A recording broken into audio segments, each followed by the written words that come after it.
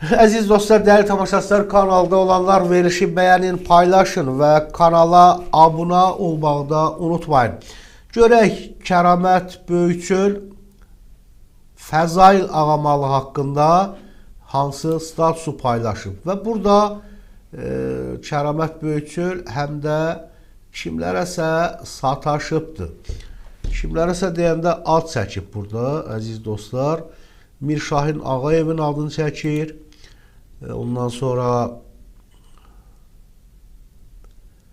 Rauf Arifoğlu'nun adını çəkir. Zahid Oruz'un adını çəkir. Kəramət Böyükçöl.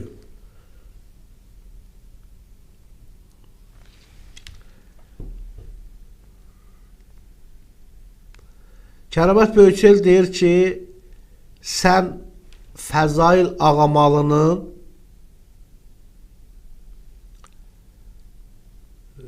Kəramət Böyükçöl, əziz dostlar, deyir ki,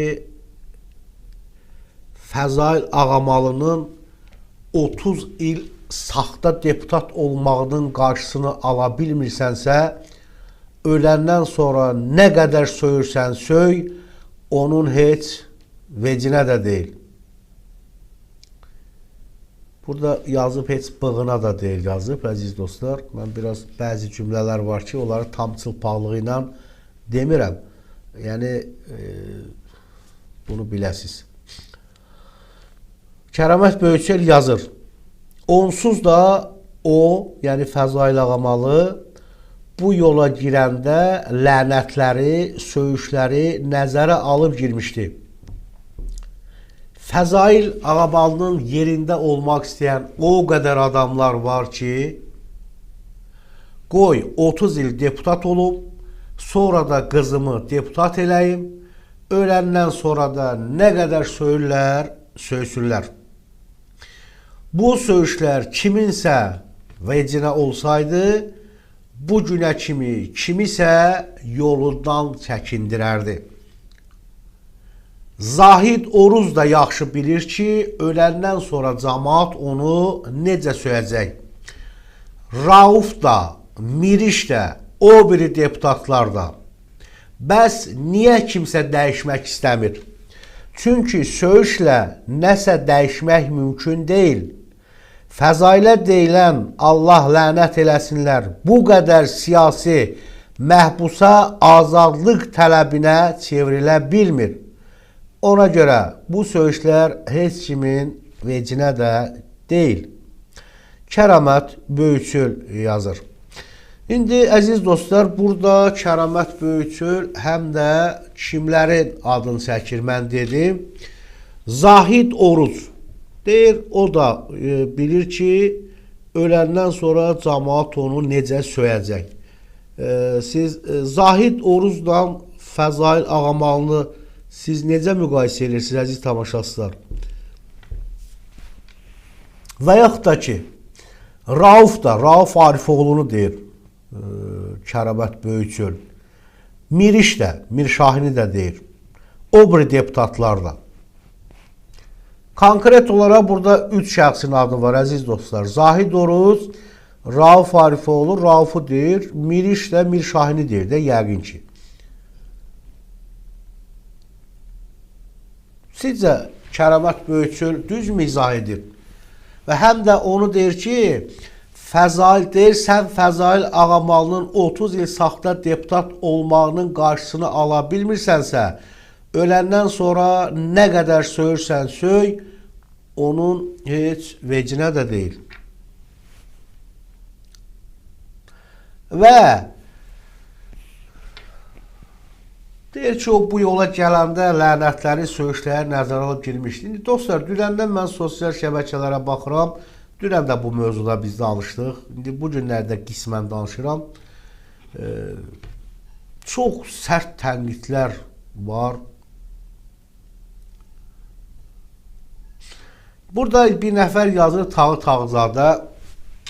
Deyir ki, Rus imperiyası qonşu ölkələrə köləlik gətirdi. Kölə haqqının nə olduğunu bilməz, bilmədiyi üçün də onunla necə mübarizə aparmaq belə ağlına gəlməz. Deyir, kölə haqqının nə olduğunu bilməz. Bu Tağı Tağızadə yanlış status yazıb. Yaxşı, Rus imperiyası, Latviya, Litviya, Estoniya. Bəs niyə onlarda demokratiya var, azadlıq var, korrupsiya qarşı mübarizə var, Azərbaycanda yoxdur? Heç Latviya, Litviya, Estoniyanı deməyək. SSR-nin tərkibində onlar 2-ci Dünya Savaşından sonra oldular. Yaxşı, Gürcüstanda olan demokratiya niyə Azərbaycanda yoxdur? Niyə yoxdur? Mən Ermənistanla müqayisə etmirəm hələ. Yaxşı, Gürcüstana da Rus imperiyası ayaq qoyubdu, istila edib, işğal edib, Azərbaycanı da işğal etmiş idi.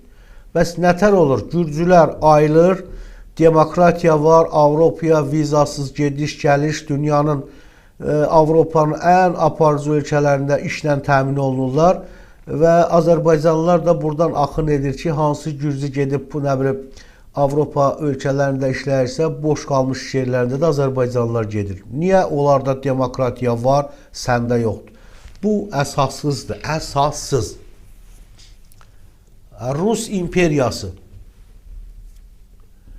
Get bax, Özbəkistan necə inkişaf edir, Qazaxıstan necə inkişaf edir. Elə onlar da imperiyanın tərkibindədirlər də. Yaxşı, mən indi Azərbaycanı daha başqa ölkələrlə müqayisə etmirəm.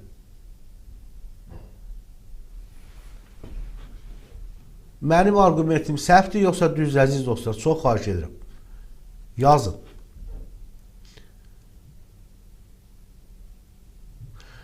Turan Məmmədli, Allahova qurban. Görürsən ki, burada söz danışıram da, hər dəfə sənin sualı mən cavablandırıram da. Burada yazırsan, canlı yayımda da 120. Mən sənin suallarından qaçmıram da.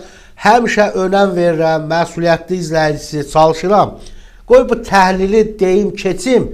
Sual-cavab da xüsusi bir sual-cavab eləyək. Olar mı? Xahiş edirəm, tələsməyin. Bir tərəfdən təhlil, bir tərəfdən müzakirə, bir tərəfdən rəylər. Suallarınızı da mən oxuyacağım. Tələsmə. Xahiş edirəm. Sən burada yazırsan ki, siz izləyicilərə sual verirsiniz, amma şərhləri oxumursunuz. Niyə? Axı oxuyuram mən burada. Və görürsən ki, mən elə etməyin ki, mən sizin yalanınızı çıxardım. Yalan deyirsiniz axı. Və bu dünyada da həmişə deyirəm, ən böyük günah zina deyil, yalan danışmaqdır. Çünki bütün o pis əməllər yalandan doğur. Xahiş edirəm, olmaz. Yəni, mən sizə izləyici kimi böyük hörmətim var, baxıram, həmişə önəm verirəm. O dalbadal yazırsan ki, niyə? Mən görürəm, burada mən baxıram. İzləyici yazır, izləyicinin mən, əlbəttə, onu mən sualların cavablandıracağım. Çünki bugün studiyaya qonaq gəlir, dəfələrlə şahid olursunuz ki, qonaqların yanında demişəm ki, əziz tamaşaçılar, bu qonaqlar gəldi gedərdi, mənə qalan sizlərsiniz, çünki sizlərin hesabına kanal aktivləşir, formalaşır, nə bilim, yayılır. Ona görə də çox xahiş edirəm, biraz səbirli olun. Olar mı? Bax, indi Kəramətin bu açıqlaması ilə bağlı Turan Məmmədli sizə sual verirəm. Kəramət Böyükçöl düzmü deyir, səhvmi deyir? İndi əgər mənim öhdəmə buraxsanız Caqil müəllim, siz təhlil edin.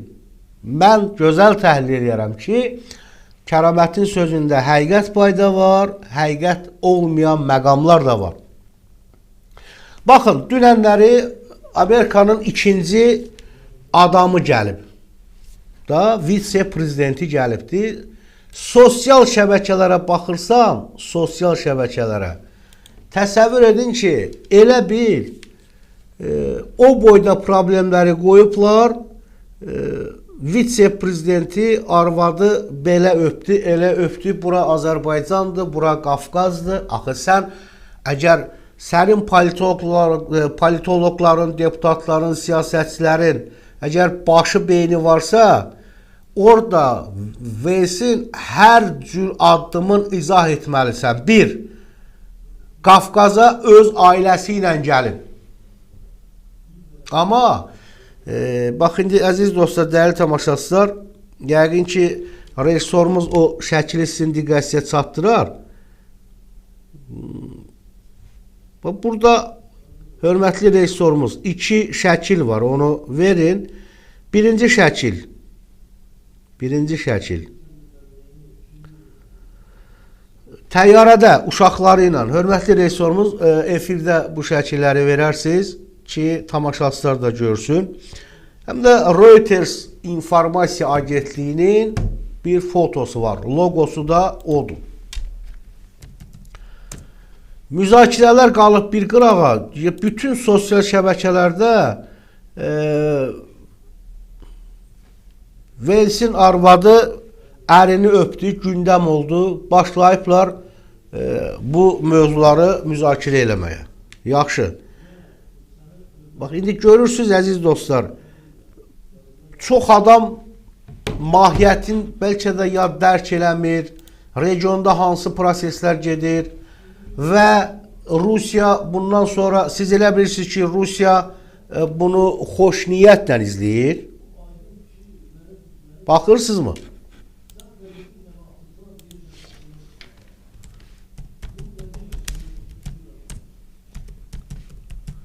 Baxın, əziz dostlar, sosial şəbəkələrdə, bax, indi sizə deyirəm rəylərə. Az qalırlar deyərlər ki, gələk o üzündən yox, bu üzündən öpərdi. Ay qardaş, sənin nəyvə lazımdır? Bunlar üçün o səhnələr adi. Başa düşdü, indi o Qafqaza gəlibdi, adətən hara getdiyin yerə sən hörmət etməlisən. Az qalıb yazarlar ki, sosial şəbəkələrdə ki, o əskərlər necə baxır, əskərlərin baxışına qədər, nə bilim, hətta onu yazırlar. İndi mən rəyləri sizin diqqətinizə çatdırım, əziz dostlar.